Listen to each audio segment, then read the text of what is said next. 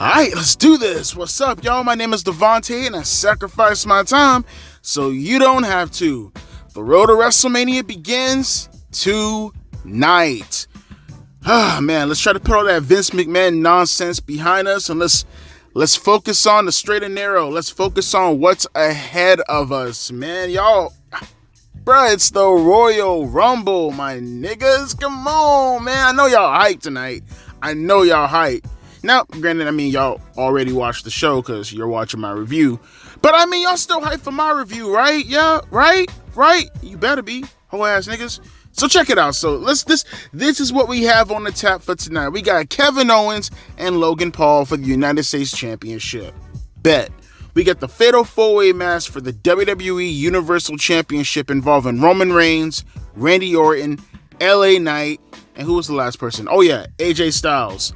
We got the women's Royal Rumble match, and we got the men's Royal Rumble match. Very short card, but I gotta presume, and again, you guys are watching this afterwards, so you already know that the two Royal Rumble matches are gonna go well over an hour, and that's why they did it this way. And that's fine. That's okay, because all the time given to the Royal Rumbles is just gonna make this show go by so much faster. I'm anticipating both Royal Rumble matches, not since ever have I ever anticipated both Royal Rumble matches. It was always one or the other, and really it's never really been the... Well, no, I was pretty hyped for the women's Royal Rumble match back in like 2021 when Bianca Belair won it.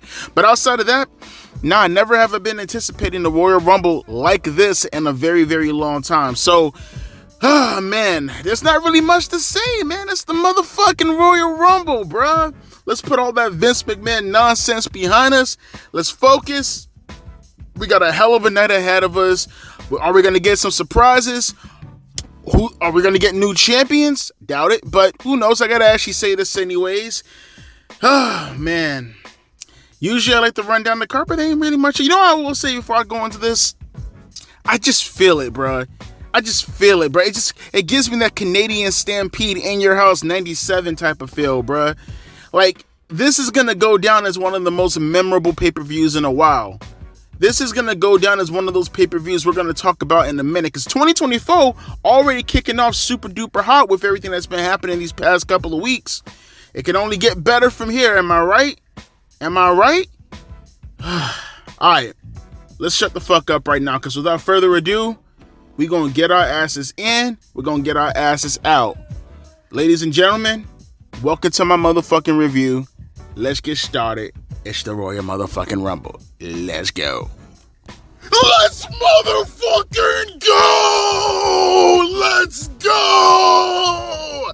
Bro, I've never been so happy to be wrong in my life. Bayley won the motherfucking Royal Rumble! You guys know how big of a mark I am for Bayley. You guys know how much I fucking love Bayley. Now, I predicted Nia Jax to be the one to be eliminated by Bayley and her winning the Royal Rumble as a whole.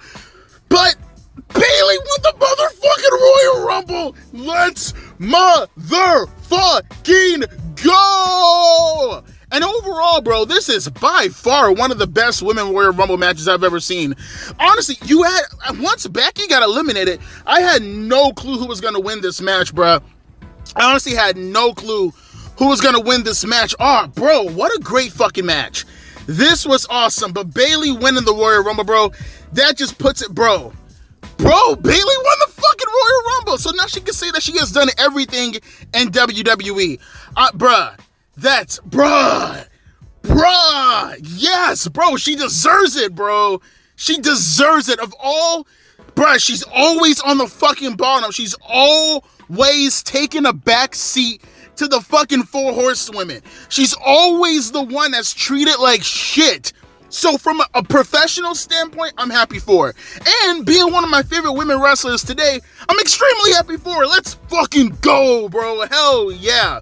But we should talk about the entire match as a whole, because, bruh, there were a lot of surprises in this match, really good surprises. So I'm gonna just name the women, and then I'll just tell you that they got eliminated in whichever in the order that they got eliminated in.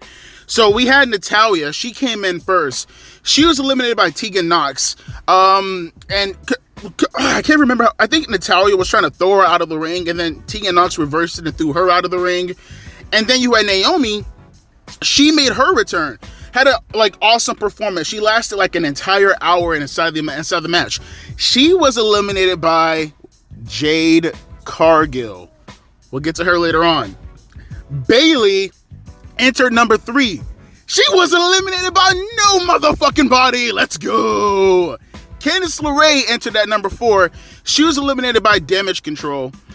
She took that. Did she get eliminated? Yeah. No, yeah. She just got eliminated regularly. I think her, Kyrie, and Asuka did like a double team move, and then Bayley came and eliminated her. But all 3 of them technically eliminated her.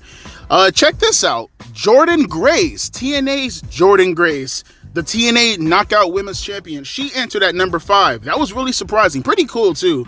She was eventually eliminated by Bianca Belair. Really nice showing, too. That was nice. Andy Hartwell, I think she was the first person eliminated, actually. Now that I think about it, I think Candice was the second one eliminated. She was eliminated by what are my notes? Bayley. She was eliminated by Bayley. Asuka came in at number 7. She was eliminated by the Party Girls, Katana Chance and Kaden Carter. They eliminated Kairi Sane also, but we'll get to her later. Ivy Nile, who probably had one of the weaker performances in this match, she was botching like crazy in this fucking match. She was eliminated by Nia Jax, who's arguably probably the MVP in this match as far as eliminations are concerned. Katana Chance, she was eliminated by Nia Jax also. Bianca Belair, she came in at number 10. She was eliminated by Bayley. Kairi Sane came in at number 11. She was eliminated. I think she was eliminated by not Bayley. I think she was eliminated by Nia Jax also, if I'm not mistaken. I can't remember. I think she was eliminated by Nia Jax also. Tegan Nox was eliminated by Bayley. Kaden Carter, she was eliminated by Piper Niven. Earlier on too, Katana Chance lasted in there a lot longer than Kaden Carter. Chelsea Green, who probably got destroyed the most in this entire match. Like, they destroyed Chelsea Green, Nia Jax, and Piper Niven. Now, granted, Piper Niven did it by accident, but like, it was like a spot where she just kept getting squished in the corner over and over and over again. And then she'd fall to the floor, and then she'll get body splashed by Piper Niven, and then body splashed by Nia Jax. It was a comedy spot, but she got fucking annihilated in this match. Piper Niven was eliminated by Nia Jax. She kind of had a little bit of a botch. Well, Nia Jax botched it, but she tried to like power slam her on top of Chelsea Green, but she couldn't get her all the way up. So she just dropped her on top of Chelsea Green, who took more punishment from that spot. Xia Li was eliminated by Nia Jax. Zelina Vega, and probably one of the more brutal fucking eliminations. So like, Shayna Baszler like had her like in a powerbomb position on the apron, and Zoe Starks came and hit her with like a enziguri kick or something along the lines of that in the head. But like I think Zoe had her in a powerbomb position, and Shayna came and hit her with a knee, and then Zoe just dumped her out of the ring. But luckily, Alba Fire, Kaylee Ray, she was outside the ring, and she caught Zelina Vega on the floor. Maxine Dupree, she probably had the second worst. She actually performed worse than Ivy Now. I take that back. She was botching like crazy also. She was eliminated by Bayley. Nia Jax was dominated in this match. She came out at number 19. She was dominated by Jade Cargill, eliminated by Jade Cargill in the most like impressive way possible. Like, Jade Cargill was picking her up with fucking ease, even dumped her out of the ring with a scoop slam. Very impressive. Shotzi Blackheart was eliminated by Nia Jax, and the most surprising twist of the match, just because of how unceremoniously it was, Becky Lynch came out at number 21, and she was eliminated by accidentally, because I think she was like hanging on the ropes, and what's her name? Naomi bumped into her by accident. It was Jade Cargill essentially eliminated Becky Lynch technically, but I guess like Naomi was right there, and then like Jade Cargill like spinned Naomi around, and then like she kicked Becky, and Becky fell out of the ring, and then she dumped Naomi out of the ring too. It was very unceremoniously. I was thinking Becky was going to win the match, and she got eliminated in the most surprising of ways. Very surprising. Almost to the point where it's like I'm kind of questioning whether or not Becky Lynch is legitimately going to take on Rhea Ripley at WrestleMania. If you just see, because she got eliminated pretty early on too. She didn't even make it to like the bottom 6. She got eliminated like towards like the bottom 7 or 8, maybe even 9th. It was very, very surprising. Alba Fire was eliminated by Naomi, as I touched on earlier. Shayna Baszler was eliminated by Nia Jax. Valhalla, and probably the funniest spot of the entire match, she was coming out, and R-Truth ran behind her thinking like, oh, well, you know, it's the men's Royal Rumble, so maybe I should just come out and do my thing. No. He came out and he tried to take what's her name, Valhalla's spot, and Valhalla's like, what the fuck are you doing? And R-Truth was like, it's the men's Royal Rumble match. And you know, Nia Jax dumped him out of the ring, and then Valhalla, not paying attention, she was dumped eventually out of the ring by Nia Jax. It took her like 5 seconds to get dumped out of the ring. Distraction spot. Michin was eliminated by Nia Jax. Awesome spot by her also. She came in the ring and did like this wicked fucking tornado DDT, I think, to Kaylee Ray. Zoe Stark was eliminated by Liv Morgan. Roxanne Perez, NXT's Roxanne Perez, she was eliminated by Tiffany Stratton. She was like hanging onto the ropes, and then Tiffany Stratton like broke her grip and she fell out of the ring. Jade Cargill made it down to the bottom 2. We'll talk about her in a minute though, because we got the 29th one, which was Tiffany Stratton, who was eliminated by Bayley, and then it came down to the bottom 3, where it was Jade Cargill, Bayley, and the 30th entrant, no Mercedes Moné, sorry folks, it was Liv Morgan. So we're now pretty much confirming now Sasha Banks is going to end up in AEW. Now, right now, with the Royal Rumble being done, Sasha Banks is going to AEW. That's pretty fucking obvious now. And Jade Cargill, Liv Morgan, and Bayley, this match, it didn't really last all too long. Probably like 2 minutes with them wrestling on the ring. They made it to the apron where all 3 girls are just trying to vie to get eliminations, to get back in the ring. Liv Morgan did like a code breaker, or she did like a code breaker to Jade Cargill, and then she hit her with that little Oblivion move. She does the little rope bound reverse STO, the little rope bound flatliner she does. She did it to Jade Cargill, but from the apron to the outside of the floor. And when she did it to Jade Cargill, she like fell, like, you know, like she did the move, and then she was trying to roll back in the ring, but Bayley was right there, and she just like kicked her out of the ring, and that's how Bayley won the match. Bayley won the Royal Rumble match. Can't say this enough, bro. You guys can hate on Bayley as much as you fucking want. She deserves this. She's one of the most basic foundations as far as this women's division is concerned. She's one of the starlets of this whole women's revolution. She's always taking a backseat to all the 4 horsewomen. And she has an angle going into WrestleMania. And you know the story that they're going to tell with Damage Control. Because obviously she's not... I mean, they're playing up that she's going to take on Rhea Ripley. It's clear that she's going to take on Io Shirai. And I'm just happy for her, man. I'm just happy overall. I was wrong, but I'm just so happy that Bayley won the match, bro. That was really, really fucking cool. And overall, just the entire match as a whole, by far, as far as like athleticism is concerned, these women went out there and they fucking killed it. Like, you had a couple of botches between like Ivy Now and what's some girl's name, Maxine Dupree, but like all the other women were fucking on fire in this match. Like, they were fucking killing it. And it's crazy. You look at this match right here, and I just don't see how you can look at something like an AEW and look at their women's division and then try to compare it to WWE's women's division. It's like leagues above that match. It's leagues above their division, bro. Just the athleticism, the amount of star power in this ring, the amount of they just murder AEW in every aspect in their women's division. And just it was a fun match. It was a really, really fun match with a bunch of surprises that I personally wasn't expecting. I was expecting Naomi. I was expecting Jade Cargill to a certain degree. I mean, I wasn't thinking about it, but I mean, now she came in the ring, I'm not surprised is what I'm saying. And just, you know, Liv Morgan coming back. The Jordan Grace one completely caught me off guard. And just overall, just a really, really great match, man. I had a lot of fun watching this. This match went well over an hour. Probably the longest women's Royal Rumble match ever, easily. Not that we're surprised, because again, the show has so much time. And just, yeah, and I see that we're about to head into the Fatal 4-Way match for the World Championship. So obviously the men's Royal Rumble is going to main event.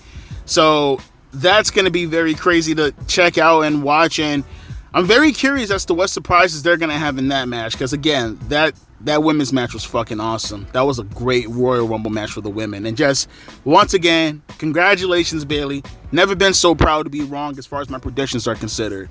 So with that being said, let's continue on with the show, man. Fucking let's go. Bayley won the match. Let's go. Alright, so that does it for the Fatal 4-Way match. This match was kind of boring.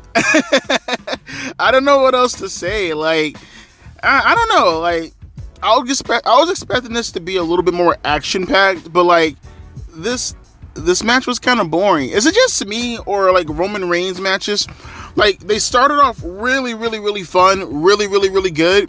You know, going all the way back to the Jey Uso stuff in 2020, and as you progress going forward throughout the years, is it just me, or does this match just get more and more, I don't know, lacking? Is that the best word to say?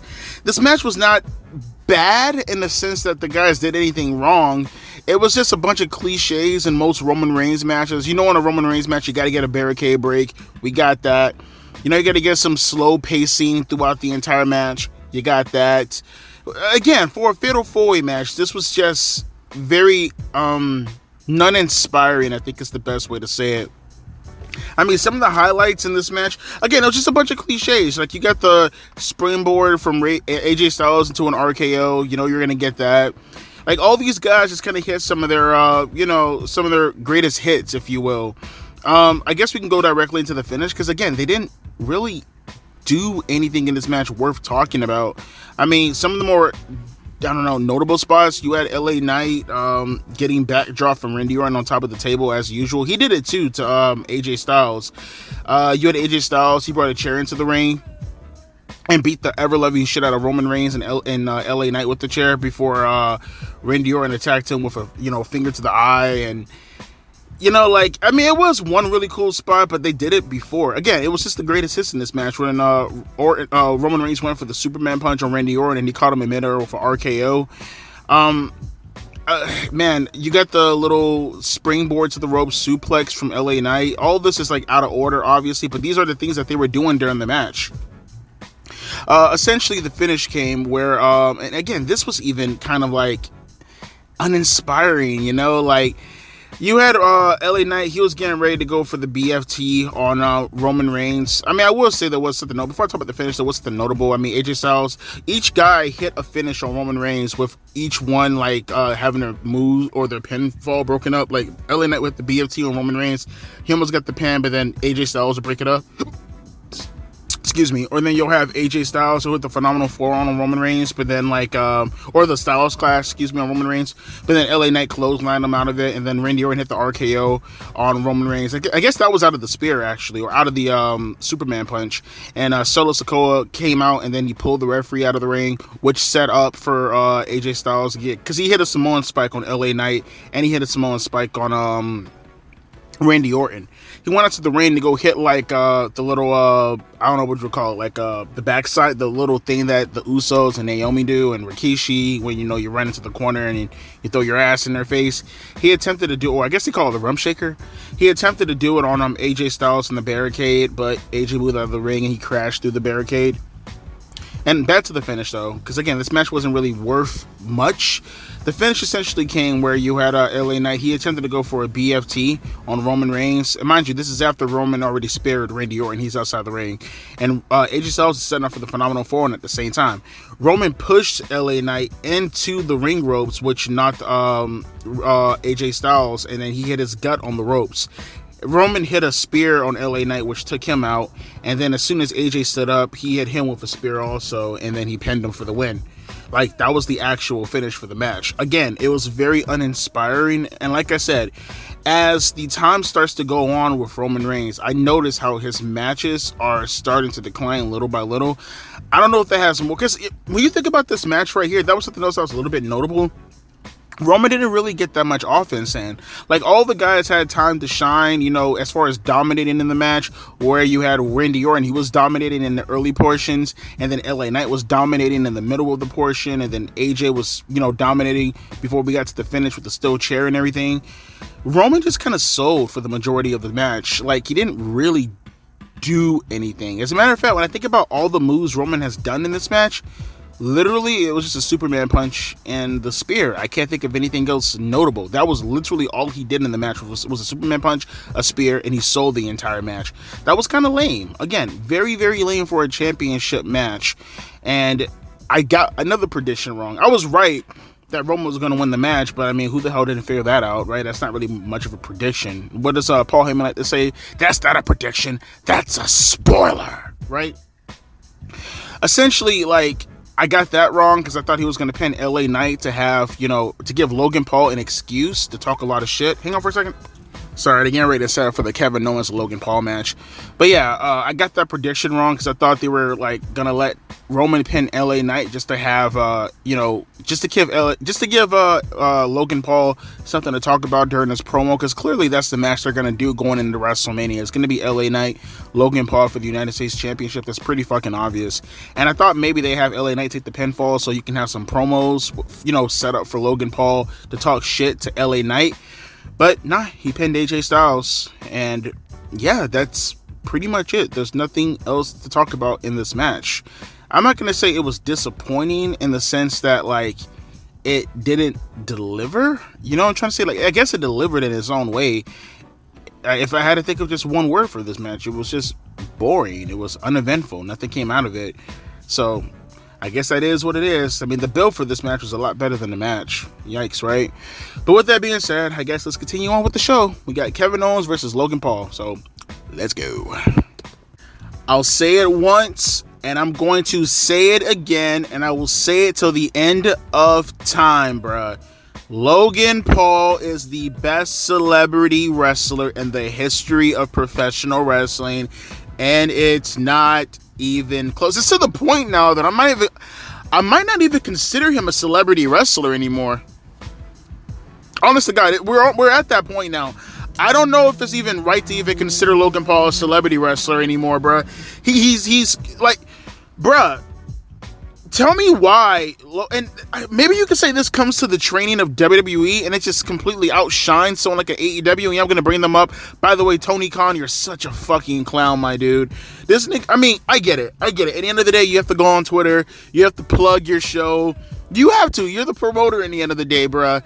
But my God, bro, like, why put yourself on the line like that, bro? Don't promote that shit. Like, no one's watching that shit, bro. No one's watching fucking Collision with the second biggest fucking WWE pay-per-view of the year on. Are you out of your fucking mind? Like, are you, like, what the fuck?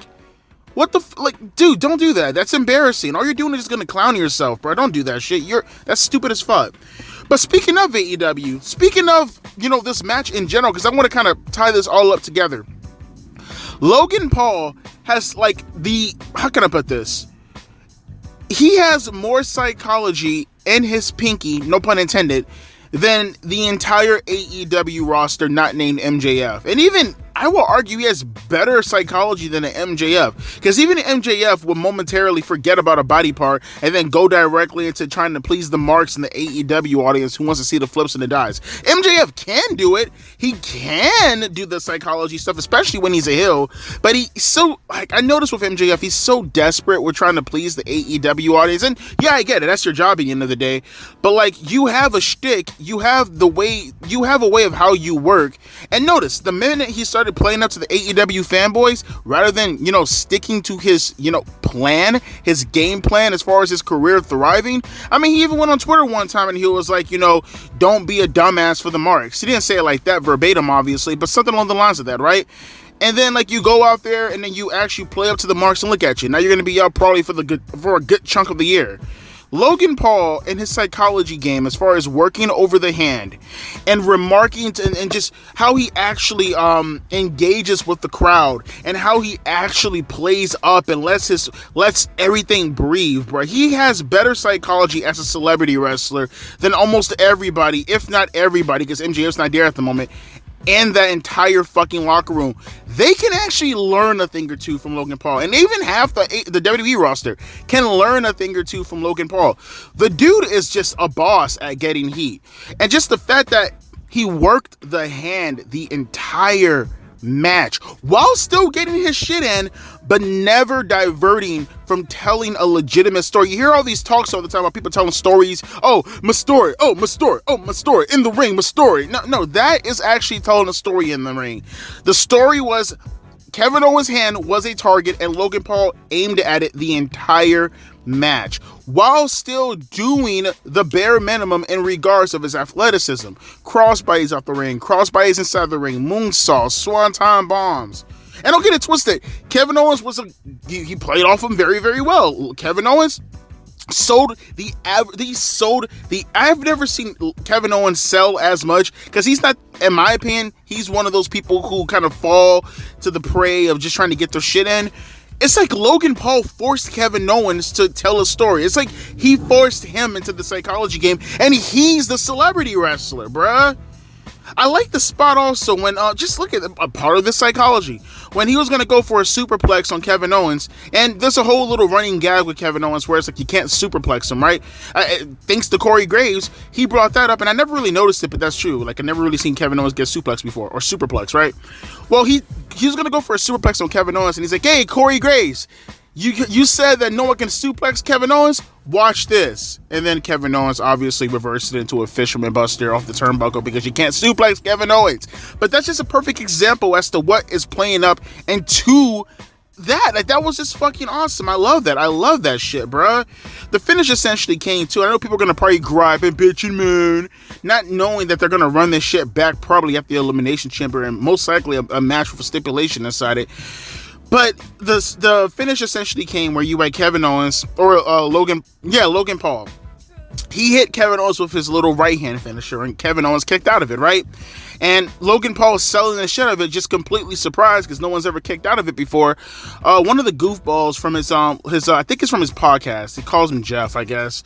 He was gonna jump over the barricade. Well, he did jump over the barricade. He was gonna hand Logan Paul some brass knuckles, just like the Rey Mysterio finish, right?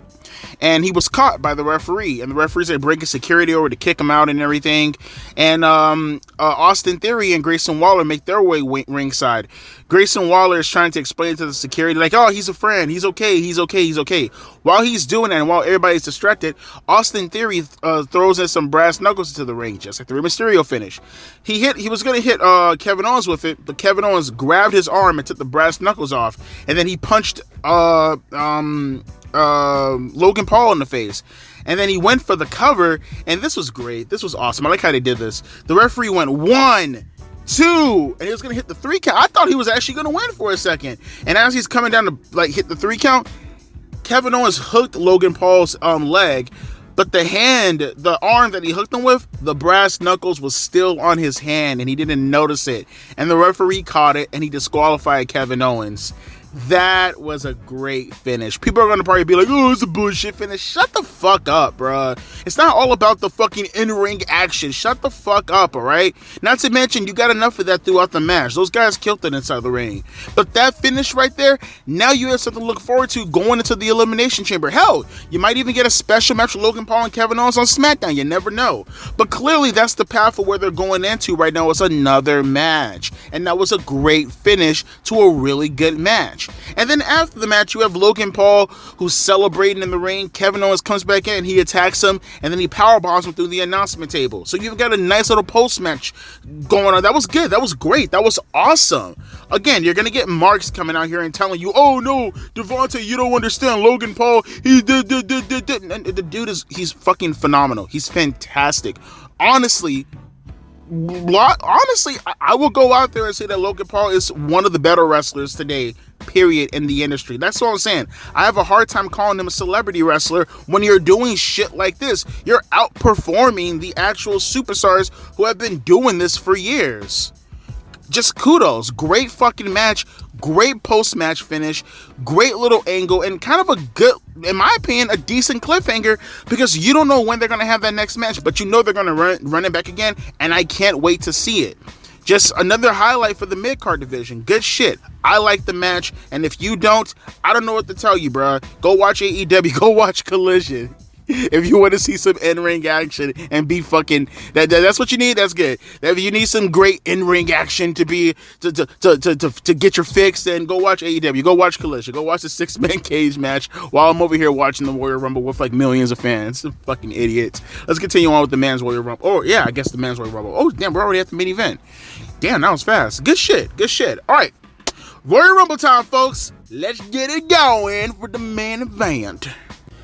I think I like the women's Royal Rumble match a lot more than I like the men's Royal Rumble match. Didn't think I ever actually say that, but yeah, this match was very much a mixed bag. The women's Royal Rumble match definitely took it for match of the night by far. This was one of the weaker men's Royal Rumble match. This was not fun. I think that's the best word to say. This was not fun. They went the predictable route. I mean, it was either going to be Cody or Punk, right? In the end of the day. I mean, but you could have shook it up a little tiny bit. I mean, they went with Cody Rhodes as the winner, which is fine, I guess. I guess we're just going to finish the story in the end of the day. I guess that kind of makes my whole Cody Rhodes video null and void now, doesn't it? God damn. I'm eating crow on that one right there. That's an L! I'm taking an L! Super duper L! But I mean, just like the overall match, like the crowd was dead as fuck for this match, right? Was it just me, or did the crowd feel like they were dead as fuck? I mean, you got like 1 or 2 surprises, 3, I guess like 4 or 5 surprises. As a matter of fact, I might just do a top 10 list. As a matter of fact, I will do a top 10 biggest surprises in the Royal Rumble, and I'll upload that like a little bit after this upload right here. I'll upload them tonight.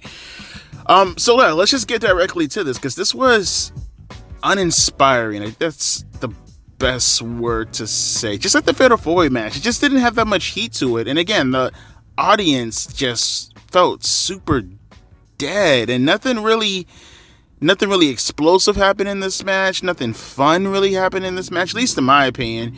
So they kicked it off. They went the Hardy Boys route in 2001. Jay and Jimmy started off the Royal Rumble, right? And we'll just go from that point right there, and I'll just name everybody. So Jay Uso entered at number 1. He was eliminated eventually by Gunther. Jimmy Uso came in at number 2. He was eliminated by Braun Breaker, who he had a pretty dominant Royal Rumble debut tonight. He really kicked ass tonight. He could have stayed in a little bit longer, and I would have appreciated that. He would have helped out the match a lot. I mean, god damn, please, God. Grayson Waller came in at number 3. He was eventually eliminated by Carmelo Hayes. Andrade makes his return to WWE with, absolutely no surprise. He came in at number 4. He was eliminated by Big Bronson Reed. Number 5 was Carmelo Hayes. He was eventually eliminated by Finn Balor. Number 6 was Shinsuke Nakamura. He was eliminated by Cody Rhodes. Number 7 was Santos Escobar. He was eliminated very nonchalantly by Carlito. Number 8 was Karrion Kross. He was eliminated by Bobby Lashley. Number 9 was Dominic Mysterio. He was eliminated by CM Punk. Number 10 was Carlito. He was eliminated by Bobby Lashley.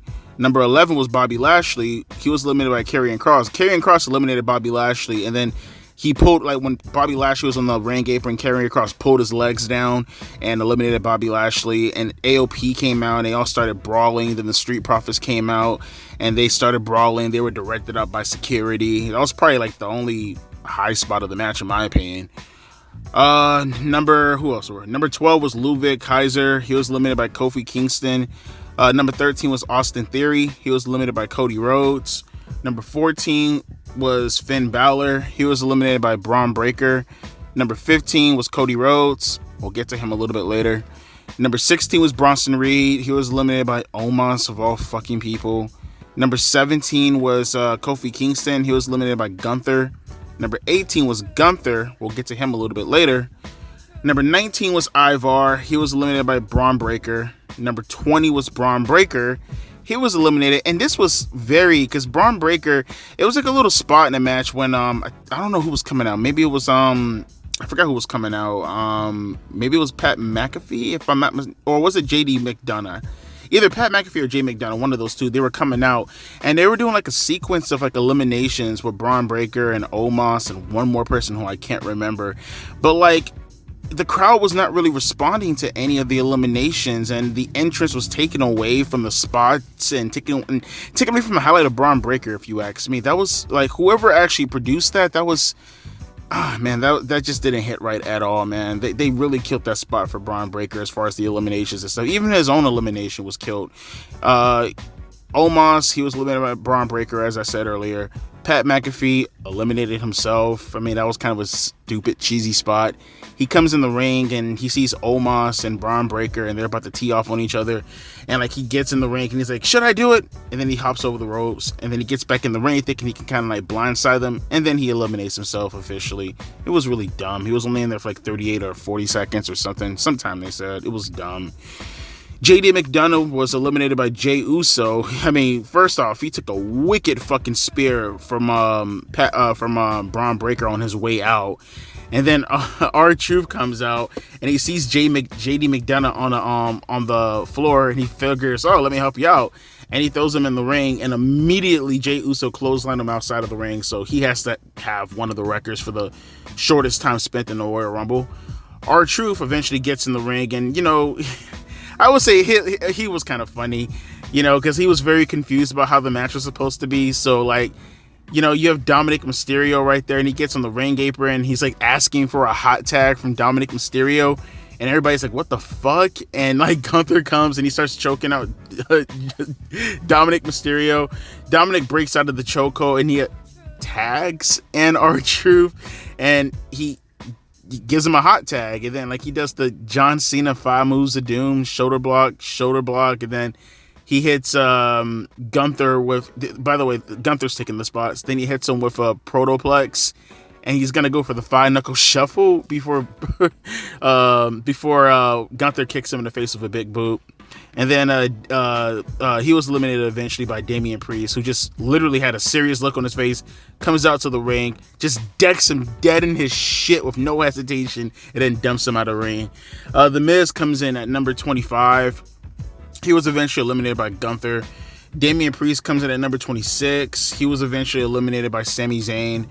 Punk comes in at number 27. We'll get to him in a little bit. Ricochet comes out at number 28. I've completely forgot Ricochet was even with the fucking company. I'm never going to lie to you. He was eliminated eventually by Drew McIntyre. Number 29 was Drew McIntyre. We'll get to him in a little bit. And number 30 was Sami Zayn. He was eliminated by Drew McIntyre. The final four came down to Drew McIntyre, Gunther, CM Punk, and Cody Rhodes.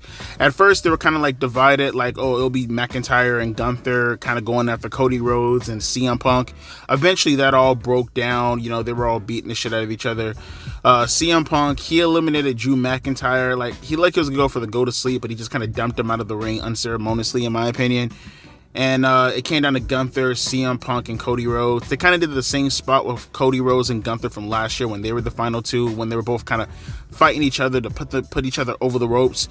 Cody Rhodes eventually dumped them out of the ring. And then it came down to CM Punk and Cody Rhodes as the final two for the Royal Rumble.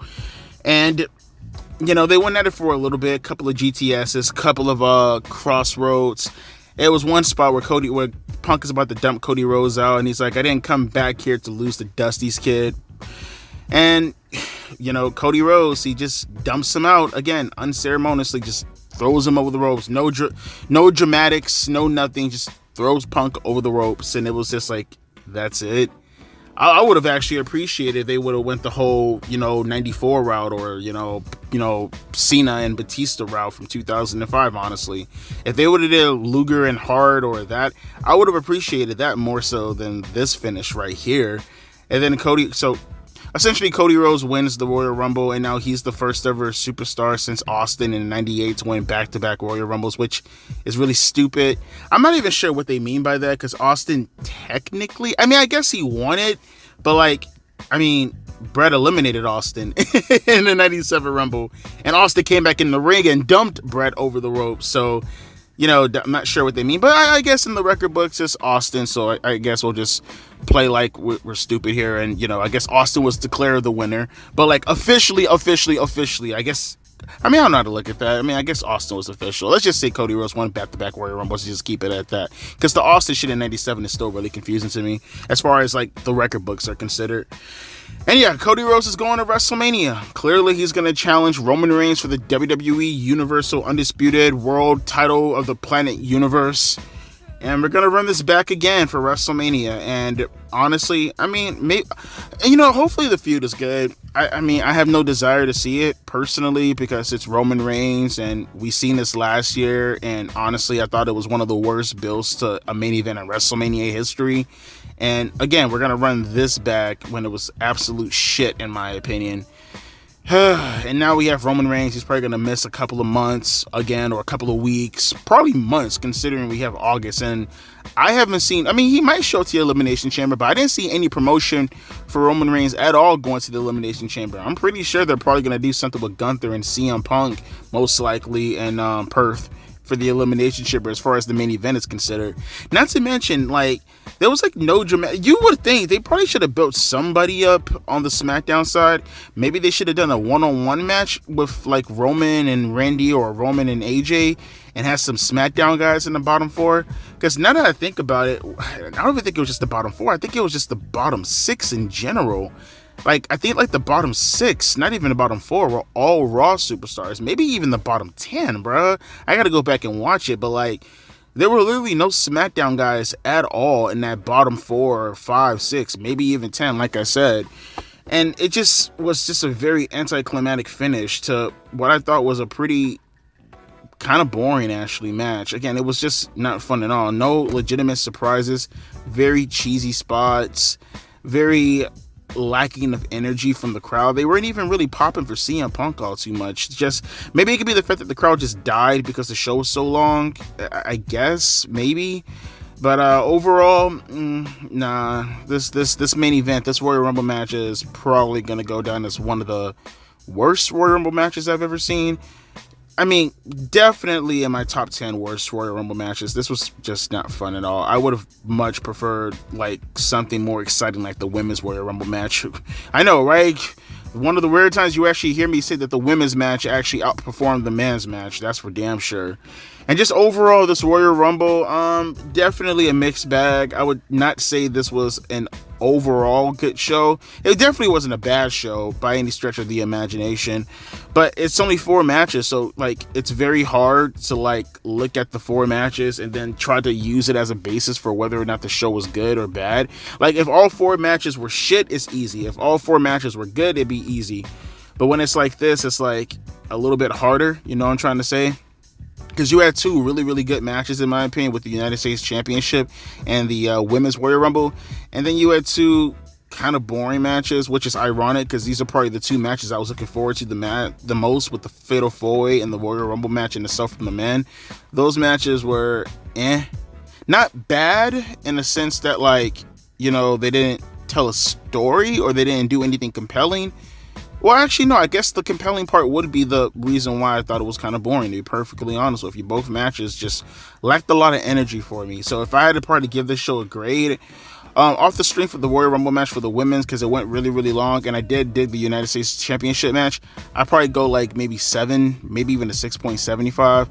Now, maybe a 6.75. I'd definitely say that. If I had to say, you know, was this show great? Nah, but it wasn't really downright terrible also. Again, if you guys want to go back and go watch the show, I highly prefer watching the women's match. The United States Championship match was good. It was awesome in my opinion. But even that match, to a certain degree, you can kind of, like, if you didn't really want to watch it, I wouldn't necessarily say you're missing anything. You can watch it. It was a fun match, but it's not like you're actually missing anything that was really, really compelling. I just say go back and watch the women's match, to be perfectly honest with you. And, I guess that's it for the Royal Rumble. One thing I will say, this show went by fast as fuck. For a 4-hour show with only 4 matches, this show just zoomed. Like, it just zoomed. I guess that's pretty much it. Let me know your thoughts down in the comment section below. How did you feel about the Royal Rumble? What were your favorite matches in the Royal Rumble? What were your favorite surprises in the Royal Rumble matches and themselves between the men and the women? Would you have done something a little bit differently? And how are you feeling going into the road to WrestleMania coming up? I don't even know the date for WrestleMania, honestly. Probably should have figured that out before I recorded this. Who cares? It's WrestleMania. And when we get there, we'll fucking know, right? As always, my name is Devontae, and I'll be catching you guys later. Don't forget, in a little bit, I'll be uploading the top 10 best surprises from the Royal Rumble this year. Deuces, P. Eyes.